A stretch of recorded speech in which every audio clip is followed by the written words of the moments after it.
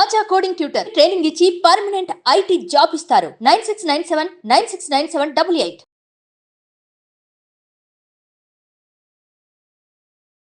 నమస్కారం, welcome to Suman TV. నేను గీతాంజలి. 2025వ సంవత్సరం వచ్చేసింది. మరి ద్వాదశ రాశుల్లో జన్మించిన వారి జాతక ఫలితాలు ఏ విధంగా ఉండబోతున్నాయి?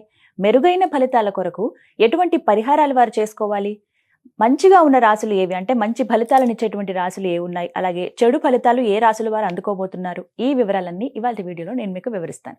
వివరించేందుకు ప్రస్తుతం మనతో పాటు ఉన్నారు ప్రముఖ జ్యోతిషులు బ్రహ్మశ్రీ నందిబట్ల శ్రీహరి శర్మ గురువు గారు. వారితో మాట్లాడదాం. గురుగారు నమస్కారం అండి. వాగర్థ వివ సంపృక్తౌ వాగర్థ ప్రతిపత్తయే జగతః పితరౌ వందే పార్వతీ పరమేశ్వరౌ. సదాశివ సమారంభాం శంకరాచార్య మధ్యమాం అస్మదాచార్య పర్యంతం వందే గురు పరంపరాం. ఆదిత్యాయ చ సోమాయ మంగళాయ బుధాయ చ గురు శుక్ర శనిభ్యశ్చ రాహవే కేతవే నమః.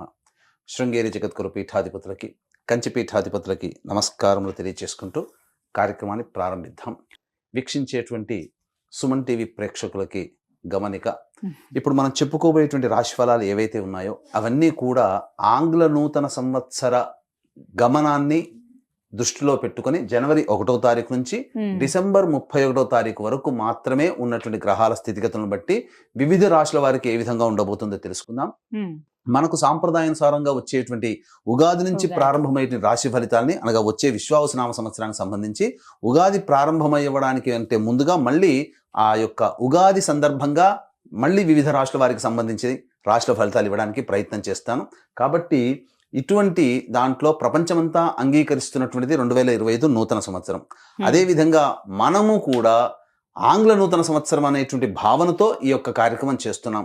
అదే ఉగాది నాడైతే మార్చి 29వ తారీఖు నుంచి మళ్ళీ 2026-28 వరకు ఉండేటువంటి గమనం వరకు ఉండేది చెప్పేటువంటిది. అవి మనం మరియు వీడియోలో తెలియజేసుకుందాం.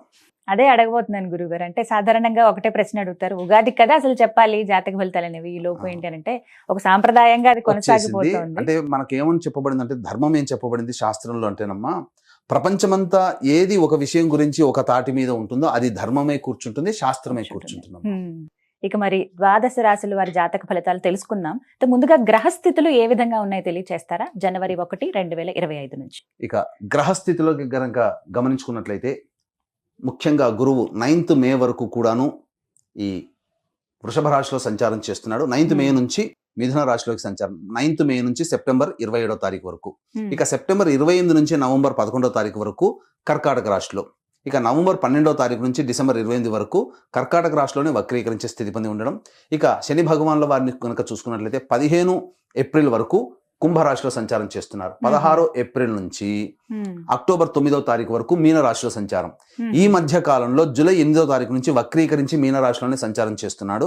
అలాగే అక్టోబర్ 10వ తారీఖు నుంచి కుంభరాశిలో సంచారం చేస్తూ వక్రీకరించి కుంభరాశిలో, నవంబర్ 26వ తారీఖు నుంచి వక్రత్యాగము శని భగవాన్ల వారు చేస్తున్నారు. ఇక రాహుకేతులు కనుక చూసుకున్నట్లయితే 15 మే వరకు కేతువు కన్యలో మరియు రాహువు మీనరాశిలోకి, అలాగే 16 మే నుంచి సింహరాశిలో కేతువు, అలాగే కుంభరాశిలో 16 మే నుంచి రాహుగ్రహ సంచారం జరుగుతుంది. ఇక్కడ గమనించుకున్నట్లయితే ఇక్కడ వీక్షించేటువంటి ప్రేక్షకులకు అందరికీ తెలియజేయాల్సినటువంటి అంశం ఏంటంటే, ముఖ్యంగా అందరూ ఈ ద్వాదశ రాశుల గురించి రాగానే అందరూ ఆలోచించేటువంటిది ముఖ్యంగా శని దోషం, ఏలినాడు శని, అష్టమ శని, అర్ధాష్టమ శని, కంటక శని, యోగ శని, ఈ శని దోషాలు. అయితే ఇక్కడ 15 ఏప్రిల్ వరకు శని కుంభరాశిలో సంచారం చేస్తూ 16 ఏప్రిల్ నుంచి మీనరాశిలోకి సంచారం చేస్తున్నా, ఈ యొక్క జూలై 8 నుంచి మీనరాశిలోనే సంచారం చేస్తూ వక్రీకరించినటువంటి కారణం చేత మళ్ళీ ఈ కుంభరాశి ఫలితాన్ని ఇస్తాడు.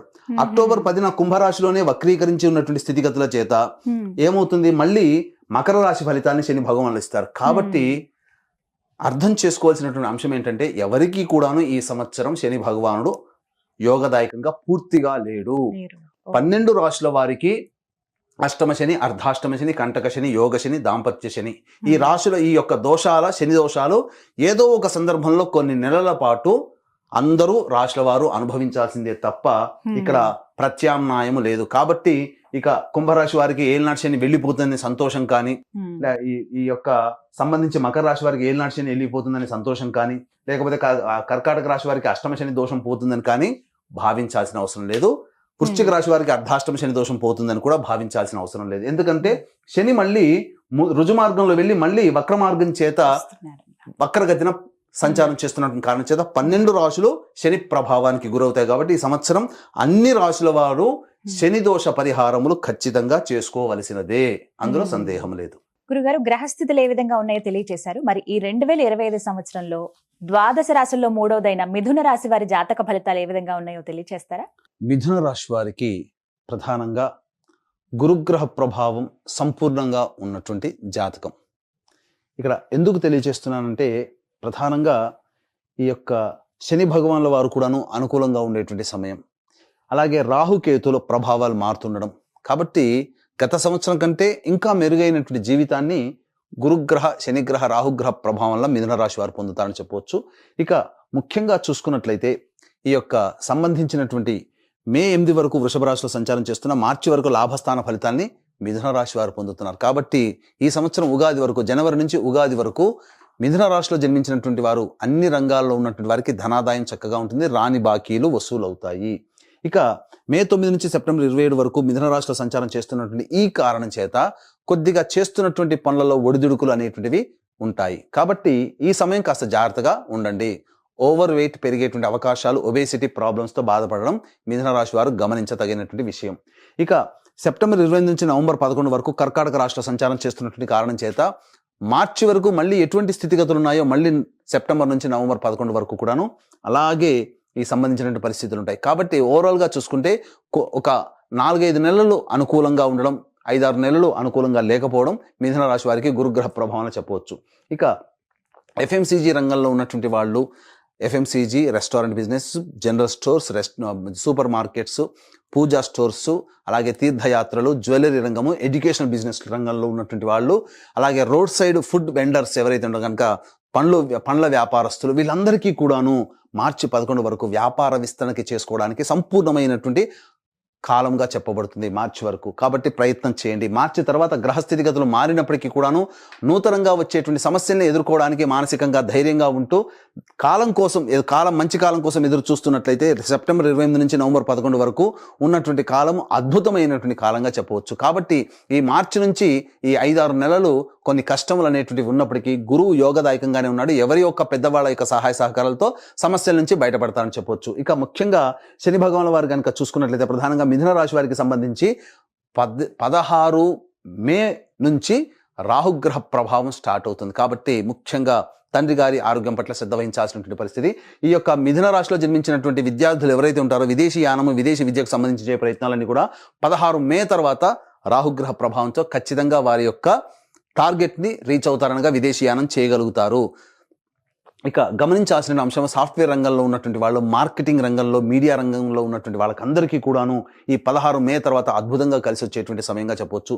కేంద్ర రాష్ట్ర ప్రభుత్వ ఉద్యోగస్తులు అలాగే ఎవరైతే ఉంటారో వాళ్ళకి మంచి స్థితిగతులు అనేటువంటి కలుగుతాయి. ప్రమోషన్స్తో కూడుకున్నటువంటి బదిలీలు ఉంటాయి. అలాగే నిరుద్యోగస్తులకి ఉద్యోగం లభించే అవకాశాలు కూడా ఉంటాయి. అయితే ఈ సంవత్సరం అంతా కూడాను చాలామంది ఒకే సంస్థలో పనిచేస్తుండవచ్చు, కానీ కొంతమందికి సంస్థలు మారడానికి అవకాశాలు కూడా కొన్ని ఉంటాయి. అవసరం ఏ సమయంలో సంస్థలు మారాలి అనేటువంటి విషయాన్ని కనుక చూసుకున్నట్లయితే మార్చి 13 నుంచి మే 12 తారీఖు వరకు ఉన్నటువంటి సమయం ఏదైతే ఉందో అద్భుతమైనటువంటి సమయం. సంస్థలు మారడానికి లేదా నూతన ఉద్యోగ ప్రాప్తికి లేదా సంస్థలోనే ఉన్నత బాధ్యత కలిగినటువంటి పొజిషన్లో రావడానికి మార్చి 13 నుంచి మే 12 తారీఖు వరకు ఉన్నటువంటి సమయంగా చెప్పవచ్చు. మళ్ళీ అటువంటి సమయం ఎప్పుడు వస్తుంది? ఆగస్టు 16 నుంచి సెప్టెంబర్ 16 మధ్యకాలంలో మరియు నవంబర్ 15 నుంచి డిసెంబర్ 15 ఉన్నటువంటి మధ్యకాలంలో మీకు ఖచ్చితంగా ఉద్యోగ మార్పు కానీ కోరుకుంటే లేదా ఉద్యోగంలో బాధ్యతలు పెరగడం, తద్వారా మీ యొక్క కీర్తి ప్రతిష్టలు పెరగడం ఈ చెప్పినటువంటి టైమింగ్స్లో మీకు ఉంటాయని చెప్పవచ్చు. ఇక మిథున రాశి వారికి ఇక ప్రధానంగా చూసుకున్నట్లయితే శనిగ్రహ ప్రభావం 15 ఏప్రిల్ వరకు కూడాను కుంభరాశిలో సంచారం చేస్తుంటారు. 16 ఏప్రిల్ నుంచి ఎప్పుడైతే ఈ యొక్క సంబంధించినటువంటి దశమ స్థానంలో ప్రవేశం చేస్తారో మిథున రాశి వారికి ప్రయత్నంలో ఇబ్బందులు అనేటువంటివి ఉంటాయి. ఇటు గురుగ్రహము మే 9 నుంచి, శనిగ్రహం 16 ఏప్రిల్ నుంచి, తేడా చూసుకోండి, 1 నెల మాత్రమే ఉంది. కానీ 16 ఏప్రిల్ నుంచి జూలై 8వ తారీఖు వరకు ఉన్నటువంటి సమయం ఈ యొక్క సంబంధించినటువంటి మీనరాశిలో సంచారం చేస్తారు. కాబట్టి ఇటు గురువు ఇటు శని 2 గ్రహాలు కూడా అనుకూలంగా లేని కారణం చేత ప్రతి రంగంలో ఉన్నటువంటి వారు ఇబ్బందులు పడాల్సినటువంటి పరిస్థితి వస్తుంది. అయితే మళ్ళీ శని భగవాన్ల వారు ఈ జూలై 8వ తారీఖు నుంచి అక్టోబర్ 10 వరకు కూడాను కుంభరాశిలో సంచారం చేస్తూ ఉంటారు. కనుక నవంబర్ 26వ తారీఖు వరకు కూడాను మొత్తం కూడా మీనరాశిలో వక్రీకరించి ఉన్న, కుంభరాశిలో వక్రీకరించిన జూలై 8వ తారీఖు నుంచి నవంబర్ 26వ తారీఖు వరకు కుంభరాశి ఫలితాలనే మీకు ఇవ్వబోతున్నాడు. కాబట్టి ఏం జరుగుతుంది ఇక్కడ? ప్రధానంగా శని రాహుల యొక్క ప్రభావం కూడా ఉంటుంది. దీని వలన ముఖ్యంగా తండ్రి గారి ఆరోగ్యం పట్ల శ్రద్ధ వహించాల్సినటువంటి పరిస్థితి. కంటక శని దోష ప్రభావం నుంచి బయటపడి మళ్ళీ ఈ సంబంధించిన శనిగ్రహ ప్రభావం, రాహుగ్రహ ప్రభావంలో ఏవైతే ఉంటాయో ఈ 16 ఏప్రిల్ తర్వాత ముఖ్యంగా గమనించాల్సిన అంశం ఏంటంటే న్యాయవాద సంబంధమైనటువంటి విషయాలు ఏవైతే ఉంటాయో అవన్నీ కూడా కొలిక్కి వస్తాయి. కూర్చొని పరిష్కరించుకుంటారు సమస్యలు. కోర్టు సమస్యలు తీరడానికి అవకాశం ఈ యొక్క సంబంధించినటువంటి ఉంటుంది ఈ యొక్క సమయంలో. అయితే ఈ సంబంధించినటువంటి రాజకీయ రంగంలో ఉన్నటువంటి ప్రముఖులు లేదా రాజకీయ రంగంలో పదవి కోసం ఎదురు చూసేటువంటి వాళ్ళు ఈ యొక్క మిథున రాశిలో జన్మించిన వాళ్ళు ఎవరైతే ఉంటారో ప్రధానంగా ఈ సంబంధించినటువంటి 15 ఏప్రిల్ నుంచి అనగా 16 ఏప్రిల్ నుంచి శని మారుతున్నాడు, కంటక శని దోష ప్రభావం. అయితే జూలై 8 నుంచి గమనించుకోవాల్సిన అంశం, చాలా జాగ్రత్తగా వినండి. జూలై 8వ తారీఖు నుంచి మళ్ళీ గురువు కూడా అనుకూలంగా ఉండేటువంటి సమయం ఎప్పుడు? ఈ సంబంధించినటువంటి సెప్టెంబర్ 28 నుంచి నవంబర్ 11. కాబట్టి ఇక్కడ నవంబర్ 26. కాబట్టి తర్వాత సెప్టెంబర్ నుంచి అక్టోబర్, నవంబర్ మధ్యకాలంలో నామినేటెడ్ పోస్టులు అనేటువంటివి ఈ యొక్క మిథున రాశిలో జన్మించిన రాజకీయ రంగంలో ఉన్నటువంటి వాళ్ళకి వస్తుంది. సంఘంలో ప్రజాదరణ పెరుగుతుంది. ఇక మీడియా రంగంలో ఉన్నటువంటి వాళ్ళు, సినీ రంగంలో ఉన్నటువంటి వాళ్ళకి సామాన్యమైనటువంటి ఆదాయం ఉంటుంది. Printing, electronic media, social media, అలాగే ఈ సంబంధించినటువంటి 24 క్రాఫ్ట్స్లో పనిచేసేటువంటి వాళ్ళు, మరియు సంగీతము, నాట్యము ఇలాంటి రంగంలో ఉన్నటువంటి వాళ్ళకందరికీ కూడాను సామాన్యమైనటువంటి ప్రజాదరణ, అలాగే సామాన్యంగా ధనాదాయం ఉంటుంది. కాబట్టి ప్రాజెక్టులు, కొత్త ప్రాజెక్టులు సైన్ చేసేటప్పుడు ఆచితూచి స్పందించి పెద్దల సహాయ సహకారాలు, పెద్దల ఆలోచనలతో కనుక ముందుకెళ్తేనే మీకు మంచి జరుగుతుందని చెప్పవచ్చు. ఇక ఈ సంబంధించినటువంటి ఇంతకుముందు విద్యార్థులకి అనుకూలమైనటువంటి స్థితి, చక్కగా ఉత్తీర్ణత శాతంతో పాస్ అవుతారు. విదేశీ స్థితిగతులు అనేటువంటివి ఉంటాయి. ఉన్నత విద్యని ఈ సంవత్సరంలో చేపట్టబోతారు మిథున రాశిలో జన్మించినటువంటి వాళ్ళు. ఇక ప్రధానంగా సంబంధించినటువంటి చూసుకున్నట్లయితే ఈ సంబంధించినటువంటి మిథున రాశిలో జన్మించినటువంటి రైతులు ఎవరైతే ఉంటారో వాళ్ళకి సాధారణమైనటువంటి లాభము ఉంటుంది. కాబట్టి నూతన పంటలు అనేటువంటి వేయకుండా సాధారణ పంటలు వేసుకుంటూ మీరు ఎక్కువ నష్టపోకుండా చూసుకునే బాధ్యతగా మీరు గుర్తించాలి. ఇక సంబంధించినటువంటి లాయర్ రంగంలో ఉన్నటువంటి వాళ్ళకి ప్రమోషన్స్ కోసం అయితే, ఏదైనా పదవి కోసం ఆశిస్తున్నటువంటి చేసినట్లయితే కొంత భంగపాటు తప్పదనేటువంటి విషయాన్ని గమనించుకోవాలి. రియల్ ఎస్టేట్ రంగంలో ఉన్నటువంటి వారు ఉన్నటువంటి ప్రాజెక్టులనే కంటిన్యూ చేసుకుంటూ ఉండడం, కొత్త ప్రాజెక్టుల కోసం అప్పులు తెచ్చి ఆ యొక్క ప్రాజెక్టులు ముందుకు సాగకపోవడం వల్ల మీ యొక్క డబ్బులు మీరు కోల్పోతారు. తద్వారా ఇబ్బందికర పరిస్థితులు రియల్ ఎస్టేట్ రంగంలో ఉన్నటువంటి వాళ్ళకి ఉంటాయని చెప్పవచ్చు. ఇక ఎలక్ట్రానిక్ అండ్ ప్రింటింగ్ మీడియాలో ఉన్నటువంటి వాళ్ళు, అలాగే ఈ కరెంటు సంబంధించినటువంటి వ్యాపార వృత్తులు ఎవరైతే ఉన్నారో వాళ్ళు జాగ్రత్తలు పాటించండి. ముఖ్యంగా ఎడిబుల్ ఆయిల్స్, స్టీల్ రంగము, అలాగే చర్మం సంబంధమైనటువంటి పరిశ్రమల్లో, తోలు పరిశ్రమల్లో ఉన్నటువంటి వాళ్ళు, అలాగే కింది స్థాయి ఉద్యోగస్తులు ఉన్నటువంటి వాళ్ళకి ఆశించిన మేర ఫలితాలు కలగకపోగా కొన్ని ఇబ్బందికర పరిస్థితులు అనేటువంటి ఉంటాయి. కాబట్టి జాగ్రత్తలు పాటించండి. ఇక ముఖ్యంగా ఈ యొక్క అక్టోబర్ 10వ తారీఖు నుంచి కుంభంలో వక్రీకరించినటువంటి కారణం చేత మిథున రాశి వారికి అష్టమ శని దోష ప్రభావము అనేటువంటిది ఉంటుంది. చూడండి, మిథున రాశి వారికి శని, కంటక శని దోష ప్రభావం, అష్టమ శని దోష ప్రభావం కూడా అక్టోబర్ 10 నుంచి నవంబర్ 26వ తారీఖు మధ్య కాలంలో ఉంటుంది. కాబట్టి ఈ శని ప్రభావం నుంచి బయటపడేటువంటి ప్రయత్నం చేసుకోవాలి. ముఖ్యంగా ఈ యొక్క మిథున రాశిలో జన్మించినటువంటి స్త్రీలు సాధారణమైనటువంటి జీవితాన్ని పొందుతారు. దాంపత్య సౌఖ్యము ఉంటుంది.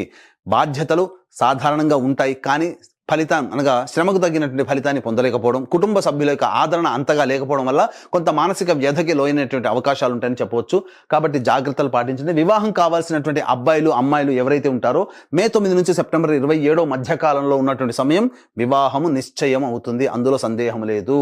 ఇక ముఖ్యంగా గమనించుకోవాల్సింది ఏంటంటే అక్టోబర్ 10 నుంచి నవంబర్ 26 మధ్య కాలంలో వివాహము నిశ్చయమై దాంపత్యంలో ఉంటారు అని చెప్పవచ్చు.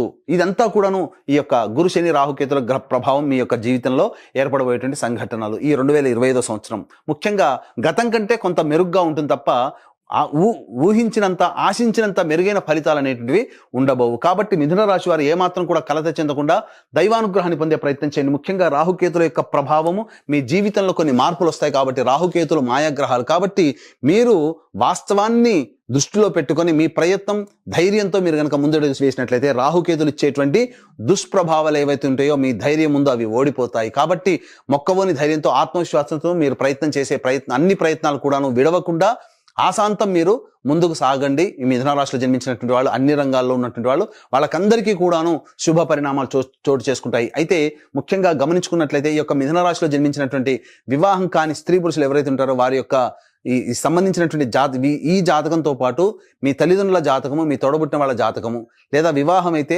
భార్యాభర్తల యొక్క జాతకము, సంతానం జాతకము మీ యొక్క రాశి మీద ఇంపాక్ట్ చూపబడుతుంది. కాబట్టి మీ కుటుంబం ఆనందంగా ఉండాలి. 2025 సంవత్సరంలో మీ రెజల్యూషన్స్ ఏవైతే ఉంటాయో అవన్నీ పూర్తి చేసుకోవాలి అని అంటే దైవానుగ్రహం తప్పనిసరి. ఇట్టి దైవానుగ్రహం అందరికీ అందించాలనేటువంటి సదుద్దేశంతో ఈ 2025 సంవత్సరంలో ప్రతి నెల ఒక్కొక్క పుణ్యక్షేత్రంలో సర్వదోష నివారణ పూజలు, హోమాలు అనేటువంటివి చేయించడం జరుగుతుంది. అలాగే దీనికి శ్రీకారం జనవరి 13వ తారీఖు రోజున శ్రీకాళహస్తిలో కానీ శ్రీశైల క్షేత్రంలో కానీ శ్రీకారం చుట్టుతున్నాం. ప్రతి నెల ఒక్కొక్క పుణ్యక్షేత్రంలో జరపబడుతుంది. మీ కుటుంబ సభ్యుల గోత్రనామాలు నమోదు చేసుకోవచ్చు. అవకాశం ఉన్న కార్యక్రమం తదంతా కాంటాక్ట్ చేసి రిజర్వేషన్ వివరాలు తెలుసుకోవచ్చు. ఇక తండ్రి వైపు 6 తరాలు, భర్త వైపు 6 తరాలు, తల్లి వైపు 3 తరాలు, భార్య వైపు 3 తరాలు ఏవైనా దుర్మరణాలు ఉన్నా, అలాగే కుటుంబ సభ్యులు లివర్ ప్రాబ్లం, కిడ్నీ ప్రాబ్లం, క్యాన్సర్తో మరియు 60 సంవత్సరాల లోపల ఏ విధంగా చనిపోయినా వాటిని పితృదోషం అని అంటారు. కాబట్టి ఇట్టి పితృదోష నివారణార్థమే ప్రతి నెల మన పీఠం ఆధ్వర్యంలో కార్యక్రమాలు జరిపించడం జరుగుతున్నాయి. వాటి వివరాలు కూడా తెలుసుకోవచ్చు.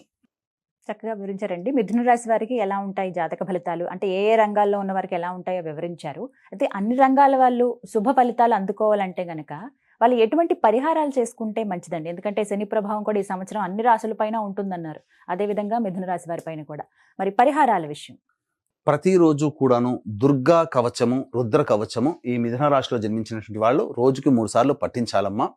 ఇక తరచూ దుర్గాదేవి ఆలయాన్ని గనక సందర్శన చేసుకుంటే ప్రదోషకాల సమయంలో వాళ్ళ సమస్యలు అమ్మవారు దగ్గరుండి తీరుస్తుందని చెప్పవచ్చు.